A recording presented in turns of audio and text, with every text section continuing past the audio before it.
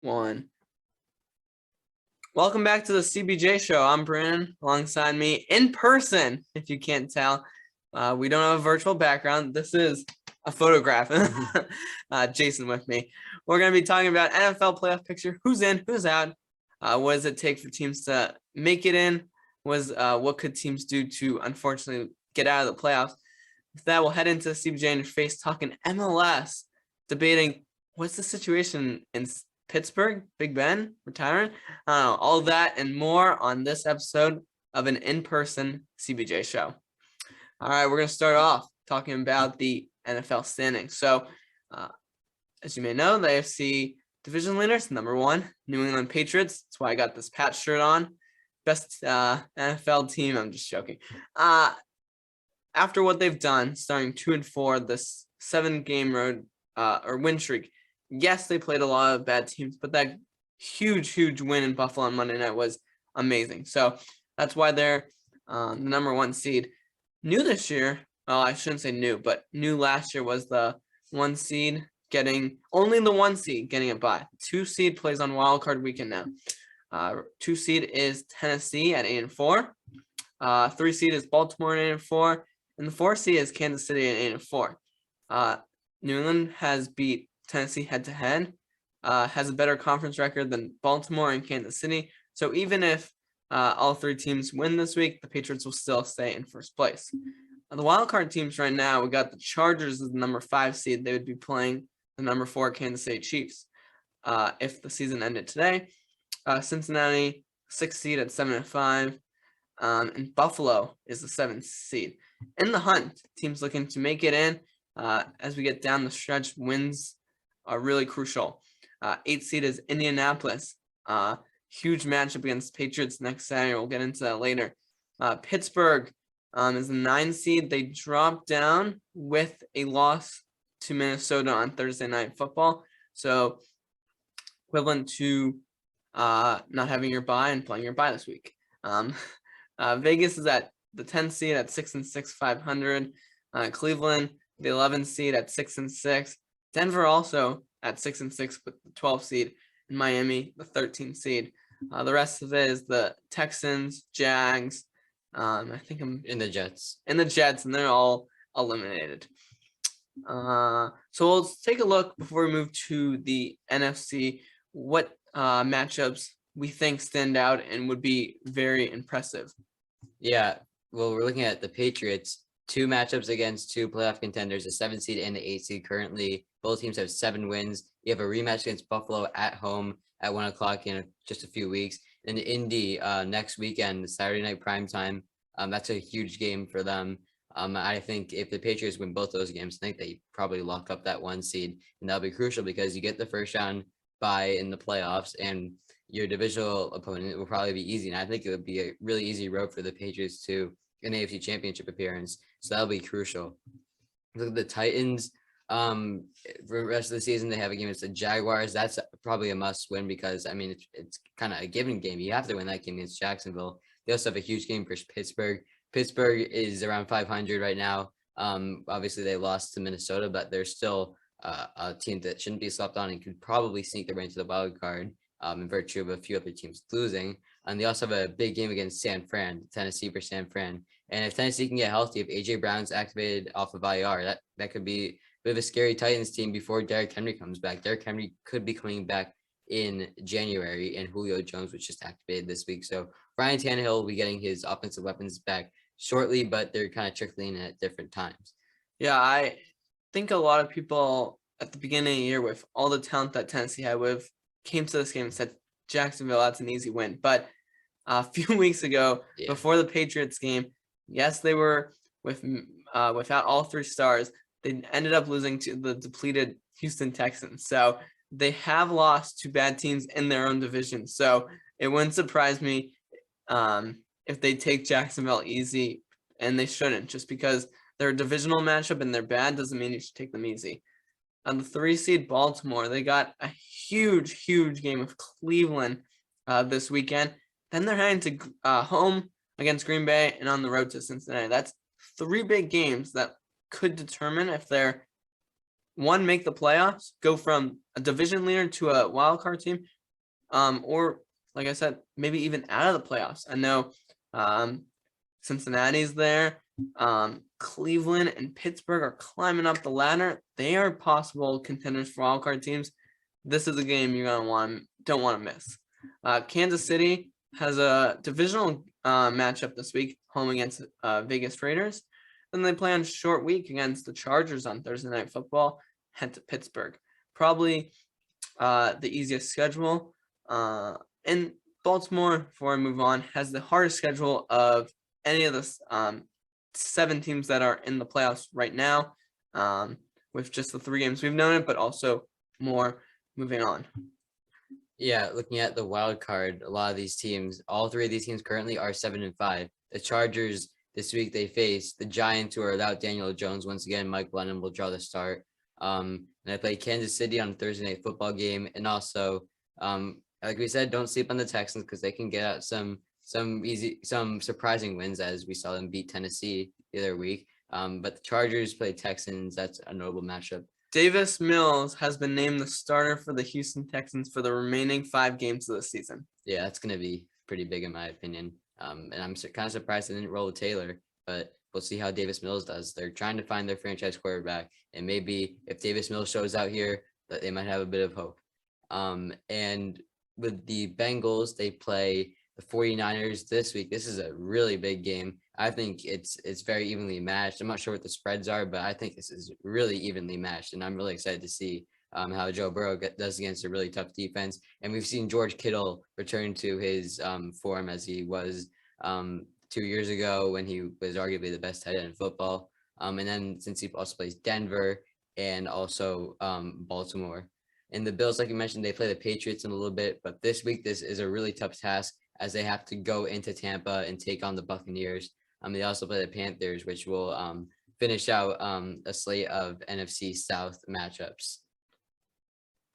Actually, they play the Falcons and they do, yeah, the Tampa Bay Bucks as well. So that's all NFC South games. Interesting point. As I was reading, Jenna Lane, the ESPN reporter for the Tampa Bay Buccaneers, she interviewed Tom Brady, and Tom Brady said that this game is the biggest game of the season. And Tom Brady usually doesn't say that. He takes every game as the same and says we're going each week the same, but he knows this is the biggest game, and we'll get into them a little bit in a little bit, but the number 1 and 2 seeds get at least 2 home games. The Bucks had to play all games until the Super Bowl on the road. They didn't like being road warriors. They really enjoyed playing in front of the fans. And so it's huge playing at home versus away. The record, big stat, they're 6-0 at home. They outscore opponents a lot more at home than they do on the road. They're actually, if I'm correct, I think they had a negative 1.4% of swing when they win on the road versus win at home. So having home field advantage in the NFL is huge. We talk about it in all sports. Definitely take the home field advantage. Yeah, actually isn't the case for the Patriots, as they're undefeated on the road and they've had some tough losses at home. They lost to Miami, New Orleans, Tampa, Dallas. All 4 of their losses are at home. They are undefeated on the road, and they have a really big one against Indy coming up, and they finish off their road games this season in the last week versus Miami. So they're 6-0 right now on the road, 3-4 at home. They've had some blowout wins at home, so that as of late they've been like crazy good at home, blowing out teams like the Jets, the Browns, and the Titans. So I think that's pretty interesting. And we move to in the hunt teams. The top 3 teams currently that are in the hunt, the Colts, Steelers, and Raiders. The Colts are currently on a bye, and then like we mentioned, the big game against the Patriots on Saturday the 18th, and they also play the Cardinals, who have the most wins in the NFL this season. Pittsburgh, we saw they lost to Minnesota, but they also have a big game against Tennessee coming up pretty soon, and also Kansas City. They have a really tough schedule. And we knew this coming into the season that the Steelers would have a really tough schedule. As last year, their strength of schedule is pretty much the easiest in the NFL, which is why they went off to an 11-game win streak to start the year. And then they kind of fell apart, and then they kind of went to reality. I think this is a pretty accurate representation of where the Steelers stand. And then Vegas, Kansas City, I would definitely not count out Vegas in this game because I feel like every single year the Raiders give the Chiefs a really tough time in at least one of their games, because last year we saw it. They actually they like absolutely destroyed them in that Sunday night game, or not destroyed, but it was close. And I think they ended up winning one of those in the last few years against Kansas City with Mahomes, Hill, and Kelsey. And also the team that they're tied with, the 11th seed currently, they play the Browns on the 18th in a Saturday special before the Patriots Colts game. And then they also play another 6-6 team in the AFC with the Denver Broncos, a divisional rival. So I'm interested to see if the Raiders can capitalize on the divisional games, because they seem to be able to figure out divisional opponents, even the Chiefs sometimes. And then that Browns game, that will do a lot for both teams. And I'm really excited to see what happens on that Saturday game. Yeah, we see that with Vegas and Cleveland matchup, and then Denver, they're playing Kansas City. Actually, no, they're playing Vegas, or they're playing. They are playing Vegas They pretty are soon. playing Vegas in a few weeks, and they also have a game against Cincinnati. On to the NFC, the number 1 seed and is the Arizona Cardinals. They also receive a first-round bye. They have been the hottest team. This is a great game. Monday Night Football against the Rams. I'm pretty sure they played in week 3, very early on. These teams were very high-powered offenses by Colin Murray and Matthew Stafford, who has had an amazing year since leaving Motor City in Detroit. The Rams will be out with Robert Woods, out without Robert Woods, so that'll be a huge loss. But Cooper Kupp, Van Jefferson, and Odell now, Yeah. and Sony Michel has come off last few weeks, and Matthew Stafford throws, I think, around 300 yards a game, and he's been great since coming. The 2 seed is the Green Bay Packers at 9-3. They've got Chicago, always a great game, seeing that rival. Baltimore and Cleveland, that's 2 huge games. The biggest thing is conference games. When it comes to wild card versus in the hunt, conference games are what matter. So for Green Bay and Baltimore and Cleveland, losing those games to non-conference based teams isn't bad, because it won't go into your head-to-head schedule. We know the Chiefs are really bad. Buffalo's really bad. So definitely something to keep an eye on. Tampa Bay is the 3rd seed. They play Buffalo, and then they're home against New Orleans, and then the road to Carolina. That division's really easy. If they win against Buffalo, their chances to winning the division for the first time in a long time is up for grabs. And the number 4 seed, Dallas Cowboys, at 8-4. They have a lot of division games with at Washington versus New York Giants and home against Washington. Yeah, the Cowboys, if they lose this week against a red-hot Washington team who has won, I believe, like 4 straight or something like that, they've been on fire. And if the Cowboys lose this game, they're only with just one game ahead of Washington in that NFC East 4 seed or whoever seed they get. And every year it seems like that when it's up for grabs. And in the early segment of the season to the midpoint of the season, look at the Cowboys had this 4 seed or just division on locks. Well, Washington's coming back after a really rough start. They've had some really good wins, but both these teams have a lot of divisional matchups, and there's so many playoff implications on the line because all 4 of these teams are in the hunt, and all 4 of these teams are within 2 games of the playoffs in that division. And I feel like that's it for like every single season. But there's a chance that 2 of these teams actually make the playoffs and not 1. And we saw Washington make it with a losing record last year. It was so close. The only team that was like out by week 17 was the Eagles. 3 other teams had chances of winning the division last year in week 17. And I think that was pretty interesting to note. I mean, we look at the wild card teams, the Rams, like we mentioned, they're playing the Cardinals on Monday Night Football this week. This is huge. It's in Arizona. The Rams are coming off a good win against Jacksonville. They were without Darrell Henderson, and obviously they're missing Cam Akers this year. Their running back group, we thought they would struggle, but Sony Michel was balling out. Matthew Stafford fed Cooper Kupp, Odell, and Van Jefferson. Their receivers looking great as Robert Woods is out for the season. And Cooper Kupp's had like one of the best stat lines in NFL history for a receiver, which is great. And then the 6th seed, Washington, like we said, Washington is possibly going to give the Cowboys run for their money for winning the NFC East. And then the 7th seed is the San Francisco 49ers at 6-6. With the Rams, they play the Cardinals. Like we mentioned, the Lions, that should be an easy matchup. And the Colts is an old matchup. For Washington, a lot of divisional games. They play the Cowboys twice, like we've already said. The Eagles also on the road. And then San Fran this week in a big clash with Cincy. And then they play Atlanta. And then they go on the road to play Tennessee in a few weeks. I would like to say that the NFL has done the 49ers really, really bad. They are playing at home in Santa Clara against the Falcons on Christmas weekend, and they have a short week and got to go cross country against Tennessee. I think that's a loss for the Niners just because we've seen how much less talent gets on Thursday Night Football. So many teams are so tired and they don't have enough energy by the time Thursday comes, and it's like too quick. And going cross country, and in addition to this is just like total mess. And I think it's going to be a huge break for the Titans because they're going to need that win over the Niners. In the hunt, with Minnesota's win, they jump up to the 8th seed.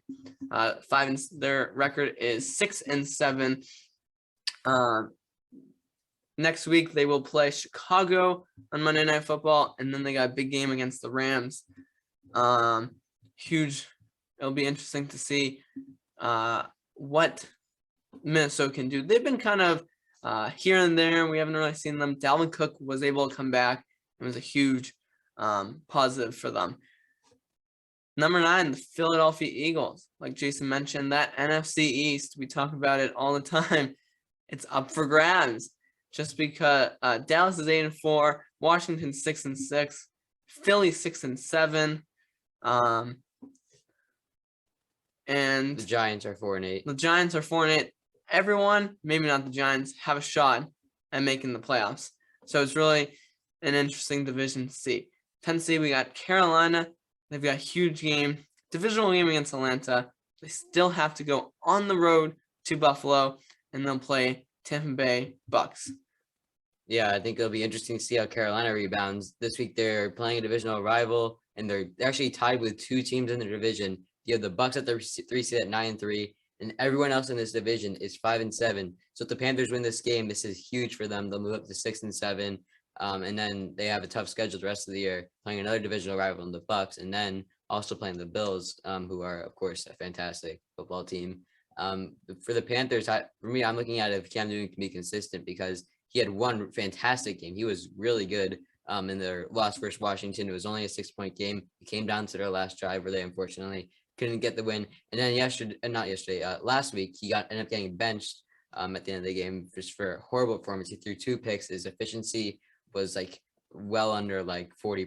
I think it was at 25 to 30 something percent, somewhere between there. And he threw 2 picks, like I said. He did have a rushing touchdown and a 64-yard completion to DJ Moore, but that was not anything to be proud about. So I think Carolina, this game, while it doesn't seem like this game is a high-stake game, this will put them actually half a game outside the playoffs, and possibly in virtue of like a Washington San Fran loss, they could actually get into the wild card. And same goes for Atlanta. If they win this game, they get in there too. Atlanta's the 11th seed, at 5-7. Additionally, New Orleans Saints, they have had a weird year. They started really hot. I think just like the Tennessee Titans, they had a hot start, slow second half of the season. They're at 5-7 at the 12th seed. New York Giants, like we mentioned, they're still in it, but I don't really think they are. And Chicago and Seattle, both at 4-8, are still in it, that was an incredible performance for Seattle. Adrian Peterson joining them was definitely a help with Chris Carson being out for the season. And I thought it looked like the Niners were going to have that, and Seattle was able to get the job done, including faking us all out on that over 73. I think it was a 73-yard fake punt. He ran it in for a touchdown. Yeah, that was incredible. So there's so much at stake, and one game down the stretch could literally make or break your team making the playoffs. So definitely pay attention, and it definitely impacts fantasy. Fantasy is really important down the stretch. because when you may need your team player to do good to win, so that team wins and stuff. So it'll be interesting to see how these games interact. I know San Francisco beat Minnesota a few weeks ago, so they have that little tiebreaker. So if they do end tie, fortunately Minnesota would not make it. So they'd have to hope either San Francisco is the 6th seed or they have a better record than San Francisco to make the playoffs. But a lot at stake with the AFC, NFC. Definitely going to be a fun late end December, very early January. It's weird having an extra game and so used to week 17 being a divisional game. And it's not, it's just a normal week. So it's definitely a lot is at stake and definitely some great matchups to come. Yep. And also the Lions, 16 seed, they're still in it. There's like 43 things that need to go their way in order for them to make it at 110-1. You never know. Miracles could happen. They did a miracle last week. So you never know what's going to happen with Detroit. They could pull off a win this week. You never know. All right. That's going to wrap up our NFL discussion. We're going to hop into a CBJ in your face MLS edition. That's okay. If you're not an MLS fan, this first question is only MLS. We'll get to other questions. So I joked. It's not an MLS edition. We got MLS talking about Pittsburgh and what's going on with Celtics. So with that, CBJ in your face starts. Jason, take it away. Okay, so since 2017, the number 1 seed in either conference, East or West, has made the MLS Cup. This is partly due to the long break these teams get.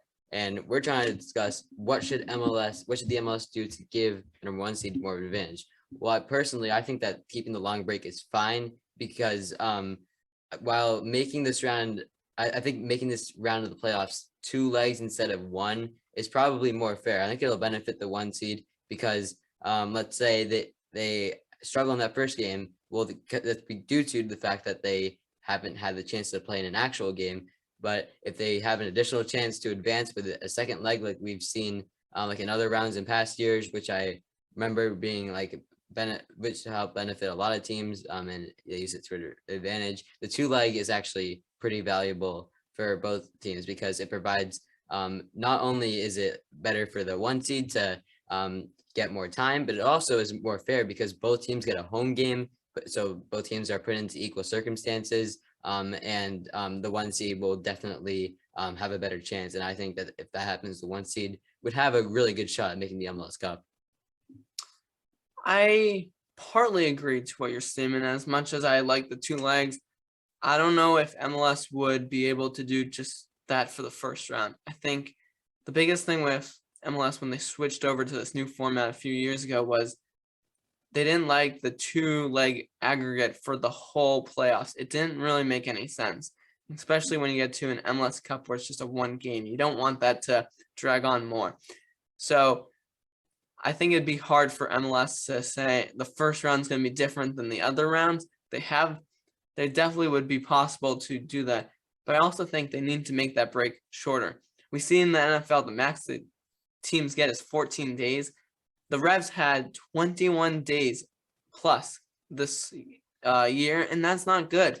Teams aren't going to be able to have the opportunity to, if they had one, they wouldn't be able to keep that momentum.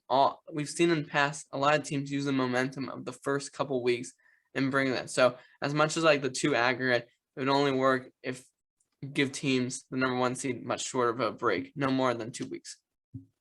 Yeah, I mean, I think that it's a valid point for giving a shorter break.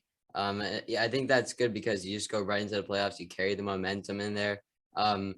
But I feel like sometimes having the break is an advantage for a number 1 seed. I mean, 21 days is obviously to an extent, which is just not fair. But like what you said with like no more than 14 days, I think that's fine. But I think you still probably keep the 2 legs instead of just 1 match because it gives the number 1 seed 2, I guess not really advantages, but like there's 2 ways that kind of favor them as they still get to be like in game shape. They're not going to be like sitting on their couches all day for 3 weeks and doing nothing. They're still going to be at practice preparing for a game, and they'd still be able to have 2 opportunities to advance with with 2 legs and play off the aggregate score, which would be, I think, really big.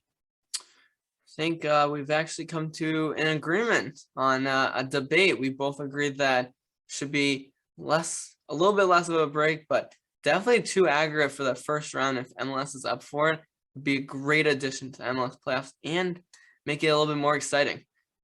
That's what I think. Yeah, I totally agree with that. The second question, the Steelers reported that this may be Big Ben's final year of Pittsburgh. Who do you think they will target during the offseason?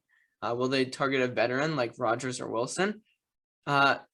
Lose some games to get a good draft pick or trade up to get a good draft pick like Matt Corral or Kenny Pickett? Or will they stick with who they have on their roster for next year, which is Mason Rudolph and Dwayne Haskins? Who do you think will be the Steelers QB in 2022 season? So I think there's a lot of options. It depends on how realistic you want to be. I think if he somehow falls to them, Kenny Pickett is the dream fit because he's coming out of Pitt in the same city. He doesn't have to move anywhere. I think the Steelers would love that, and I'm sure they're probably scouting him already. They definitely have plans for their future quarterback. But I still think Rudolph and Haskins, they're not that good, but I do see them being on this at least training camp roster no matter what. I think there's going to be competition for both of them, and none of them are guaranteed to even be the backup at this point. But if I had to choose one, I think I feel like they've given Rudolph more chances, but I think Haskins, because of what he did in college, he was a early first round pick. I believe it was like 16th overall in 2019, and Washington just kind of gave up on him. And I don't think it's fair. I think they should probably give him a chance. And that would probably be good for them. But I feel like another option for them, there's actually 2 options that I like for them. I think Danielle Jones and Jimmy Garoppolo are actually 2 options. I think Danielle Jones, he can revive his career without being in a Joe Judge system. And then Jimmy G, he's off his contract pretty soon. They're going to need to deal him soon. So I think Jimmy G is a good short-term option. They could possibly get them back to good playoff position. I don't see either of those quarterbacks going. Daniel Jones, first off, I think is washed up. He's not a good quarterback. He can't really throw.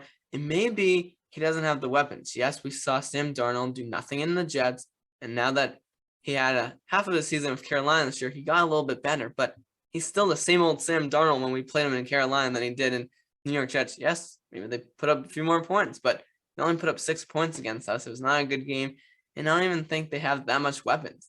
It's the same with Pittsburgh. They don't have that much weapons on option. They got Deontay Johnson as one of their top targets. Yes, maybe Daniel Jones gets a little bit better because the O-line in Pittsburgh is much better than New York, but I just don't see Daniel Jones coming. And second, I don't think Jimmy G is leaving San Francisco. I think Kyle Shanahan thinks Jimmy G is his quarterback. I think they add him to an extension, but it's very fascinating with what they've done this year. They've gone Lance. They traded up for Lance this year. People thought that maybe Jimmy G was gone. Maybe it would be Lance's year. Jimmy G started slow, but he's really built up and picked it up. And I think if the Niners make the playoffs, I think Jimmy G stays. Well, I think Jimmy G, he will definitely probably spend part of training camp on the team, assuming he can get traded from San Fran. But I've been seeing a lot of reports that are saying if Jimmy G, the only way Jimmy G is still the starting quarterback is if he pulls off some miraculous Super Bowl run. And I think that's the chances of that are very slim. And I think Trey Lance is perfectly set up to be the future quarterback of the 49ers for next year. I think he's going to start next year. Which is why I think Jimmy G, he can still be on a competent team as a short-term option. And I think the Steelers would probably try doing that. They would probably have Jimmy G for a year and then probably get a young quarterback. And I think if they get Kenny Pickett in the draft, they get Jimmy G, Kenny Pickett. They probably bring one of Rudolph or Haskins on. They maybe drop one of them to the practice squad. One of them could be his third string quarterback. I think that would honestly be ideal. But I want to go back to Daniel Jones because I really think Daniel Jones has been trapped by the system of Joe Judge. Daniel Jones is actually, in my opinion, if he is on the Pittsburgh Steelers, he would be so much better. I feel like he'd be a middle of the pack quarterback. He just has no O-line. Andrew Thomas is only good O-lineman. If you watch Nate Soldier film at the tackle position, he is selling. He is horrible. He needs a new O-line. I'm not saying the Steelers line is good because a lot of them just retired this past year because they're all now very young. They don't have any big names. But the Steelers, I think they go after Daniel Jones. Daniel Jones has absolutely no value. They can get him for free at this point. I think Daniel Jones can revive his career with the Steelers and bring them back to relevance in the playoffs. I think Daniel Jones is actually a little better than people really make him out to be. I think if Pittsburgh wants to get a veteran quarterback, I think there's better options than Daniel Jones or maybe Jimmy G. Yes, Jimmy G led the Niners to the Super Bowl 2 years ago, but ever since then he's not really been that good. And I don't know if he's the best fit for Pittsburgh and is he even that good of a quarterback. I think if they go out for a veteran quarterback, they go out for Aaron Rodgers, because Aaron Rodgers has been, before the season, was having issues with the Packers, and there's just been conflict between them, and they don't know if, I don't think that this is going to be a long-term deal with them. I think this is something that is kind of shaky, and I think if Big Ben retires, I think Rodgers would love to play in Pittsburgh. It's not as cold, but I also, as a fan, I think a lot of people would enjoy it because having Lamar Jackson versus Aaron Rodgers twice a year, I think makes the AFC North a little bit better. Yeah, I mean, of course, you'd probably want that as like a fan, having Aaron Rodgers in the AFC North, but I just don't really see it being realistic because I think Aaron Rodgers either plays out with the Packers next year or he retires. I'm pretty sure. I think Aaron Rodgers is going to retire after the season, even though he's playing at an elite level. You could argue he's the best quarterback in football. I wouldn't be too mad about that. But I just don't think Aaron Rodgers is going to be leaving Pittsburgh at this point, and not Pittsburgh, excuse me, Green Bay at this point, because yes, he had those problems this offseason, but I really do think that Aaron Rodgers kind of got rid of those problems with the Packers. And now I think he's fine. I mean, you see him on social media. He's like really happy. He says like he loves the game of football and he loves his team. And I don't see Aaron Rodgers leaving Green Bay because of what he's accomplished there, because of all that he's done. He's gotten a Super Bowl. He's gotten many MVPs. And I just don't see Aaron Rodgers leaving there. I mean, I would totally want to see the Steelers with Aaron Rodgers. I think that would be pretty cool. But I just don't really see it being a realistic option. They also have to pull off a trade for him. I don't know if they have the assets that they really want to give up. I mean, they have a lot of good young assets like TJ Watt, Najee, Minkah Fitzpatrick, Deontay Johnson. They have the guys that they want to build their franchise around, but all they need right now is a quarterback to take them all the way. And Aaron Rodgers makes them Super Bowl favorites, I think. But are they really going to get Aaron Rodgers? I don't really know. I don't think they're probably going to get him, but you never know. It'll be interesting to see as these final games pan out if the Steelers start tanking. Do some of these players want to get traded? Do they even want to be there? Or what if the Steelers make a good run in the playoffs and they just lose? Does Big Ben say, I want to go one more shot? He hasn't officially said he's going to retire, but there's reports that this may be his final year. We do know after last year's wild card loss to the Browns, he did say he wanted to come back one more season and make a better run. So it'll be interesting if they don't make the playoffs. I think he's done. They make the playoffs, this may not even be a question. And if Big Ben comes back, then they don't even have to answer any of these questions. So it'll be interesting to find out what Big Ben and the Steelers will do. But before that happens, they got a few more games on their plate. Lastly, we're going to quickly touch upon Celtics situation. So they've been a subpar team, not really, kind of at the bottom of the playoffs. Now the new 7-10 playing games are making the playoffs, but the record with one of the biggest issues has been star Jaylen Brown has not played. When the Celtics traded Kemba or let him go, they wanted it to be more Jason Tatum, Jaylen Brown's team. But now that Jaylen Brown hasn't played much, a lot of that goes on Jason Tatum, and that's a lot for one person to do. Teams can just double team Tatum, and there's not much option. Dennis Schroeder has been amazing, but this is really Tatum and Brown's team. So it's interesting. Are the Celtics even close to a championship?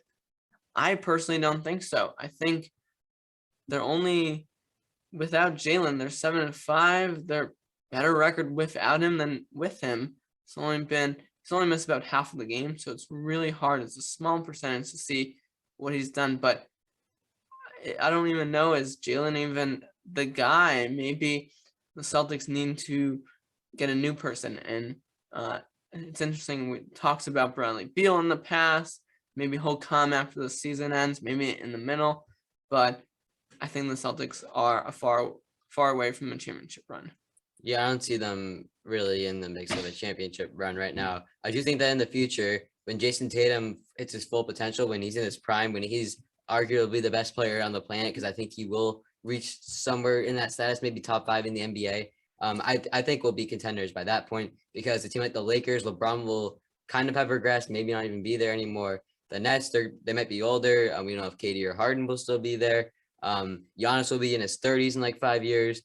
So you never know what's going to happen to the NBA by the time that Jason Tatum hits his prime. And when Jason Tatum hits his prime, the Celtics will be probably the East favorites. And but just looking at the team right now, I think the reason Danny Ainge traded Isaiah Thomas for Kyrie was to get us into the finals. And we totally had the chance to do it the 2017-18 season, but unfortunately, Kyrie and Hayward missed the entirety of the playoffs due to injuries. That left a rookie Jason Tatum to hopefully carry the Celtics to the finals, and they end up losing to LeBron in Game 7. Still very impressive, but they haven't made the finals. They haven't made the finals since 2010. This team has always been relevant. They had one of the best rebuilds of the 2010s. In a 1-year rebuild, they went from, they kind of like the Patriots. They had a really good team with Pierce and KG and Rondo and Ray Allen. They had 1 year of just rebuilding, just finding their identity, and then they come back, make the playoffs. They did that in the 2014-15 season, where they were the 7th seed and lost to the Cavs in the first round. And with the Patriots, like we saw, they had one season where they had Cam Newton, the bridge quarterback between Brady and Mac, and now look here, they're relevant, and I think they have a playoff spot locked up. And with the Celtics, I think the Tatum and Brown situation, like you said, Jaylen Brown, you said he may not be the guy. There's no way that the Celtics are going to give up Jaylen Brown if they haven't tried building around him and Tatum for this long. They're going to get a third option eventually. And I think Bradley Beal is a realistic option if they just want to throw in a lot of young assets and some veterans, and just have Tatum, Brown, and Beal just carry the team, because that's honestly a contender in my opinion. But they definitely need to make some moves. I think Brad Stevens will be really aggressive this trade deadline in comparison to Danny Ainge. Danny Ainge didn't make that many big time moves really ever at the trade deadline, except for getting Isaiah Thomas back in 2015. And guys that I've been seeing a lot on the trade radar that I would love are guys like Ben Simmons, Jeremy Grant, Christian Wood, Domantas Sabonis, Pascal Siakam, and also most recently a guy who's kind of publicly came out and said, you know what, I don't want to play here. Miles Turner of the Indiana Pacers. He says, I want to be treated as a role player. I want to be treated as like a star, because I think with his defense, he is a star on the defensive end of the ball. So the team, I would say it looks better than last year.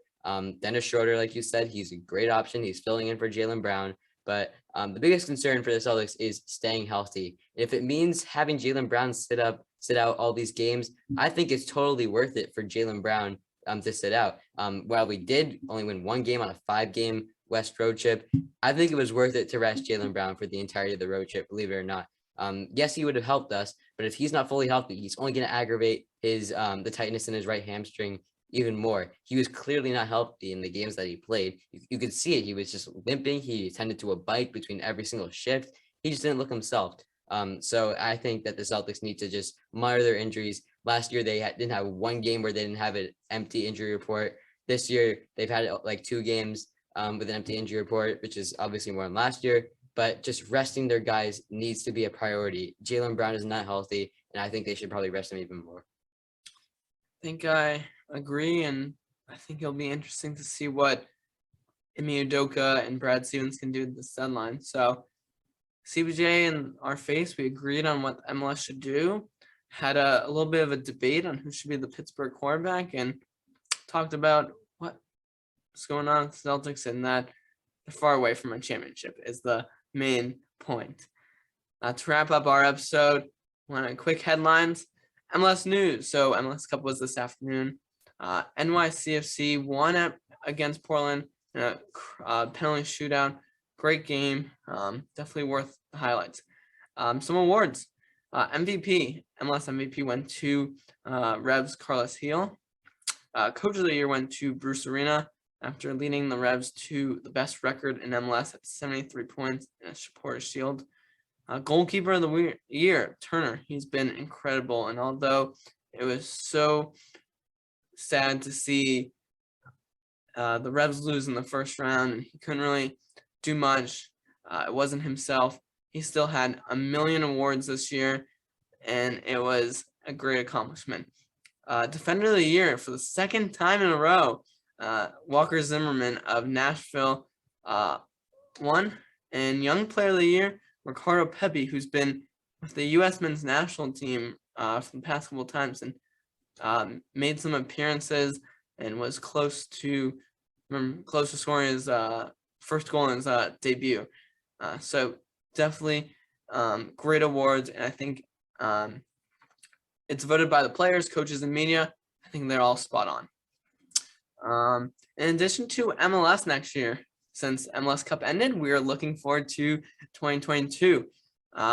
Before the season kicks off on February 27th, we'll have CCL. So CCL stands for Canadian Champions League and or CONCACAF Champions League. Sorry, not just Canada. Canada is similar. CONCACAF Champions League, and it includes teams from U.S., Canada, and the Caribbean islands around us. The MLS will be having many teams, including the Revs for being the East champs, Colorado for being the West champs.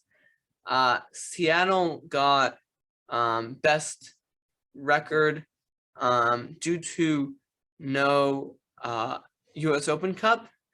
Usually the U.S. Open Cup winner gets a spot in the CCL. With that, Seattle had the best record after Revs in Colorado. In addition, today we found out New York City as MLS champs. They will also participate. And from Canada, CF Montreal will also participate. So a lot of MLS teams participating, which we've noticed that teams that participate in CCL don't usually tend to do well in the MLS season that season, because it's a lot of extra games you're playing, a lot more midweek games, and it's a lot on the players. We will have a lot more Revs talk next week because Revs senior writer Jeff Lemieux is going to join me and Cam. We're going to talk about a Revs recap from this year and what's moving forward, including CONCACAF Champions League. And the NFL found out this last weekend the Lions won their first game in the 2021 season. Impressive buzzer beater win. On the other side, the Pats win was historic. Mac Jones was only 2 for 3 passing. It was so few. It was the fewest passes in Pats history, and it tied for the second most fewest in the Super Bowl ever. 1968 Chiefs only threw for 3 times. But there's your little trivia. The fewest team to ever throw in the Super Bowl era was the Buffalo Bills, who attempted only 2 passes in a game against New York Jets in 1974. So that's a little trivia for you. I don't talk much college football, but I want to mention that the rankings, Bama was number 1, Michigan was number 2, Georgia was number 3, Cincy was number 4. Notre Dame was just off that at number 5. Last weekend, Beth Mowins was the first woman to call an NBA regular season game on ESPN. We have seen women before on TNT, but this was the first time on ESPN. And it's interesting to see the more we move, the years that keep following, the more women in sports become popular. And so it's nice to see Beth Mowins becoming the first woman, and was honored by the Atlanta Hawks and got a little award for being the first woman. So a lot of cool, interesting facts that you have probably just learned. And with that, episode 33 is over. Jason, do you have anything else to say? We actually just saw some breaking news. I'll say that Isaiah Thomas is signed in the G League. He's playing in the G League tournament. He's playing in the G League showcase from December 19th to December 22nd, and he's trying to make an NBA comeback right now. Yeah, he tried making a little stint last year with the Pelicans, I think for like a week or so, but ever since a few years ago, he's kind of just fallen off with the NBA. He was great for the Celtics and almost and actually took them to a championship, if I'm not mistaken. We didn't make the championship, but we made the conference finals twice with them. That was it. Or once, excuse me. But we had some great playoff runs.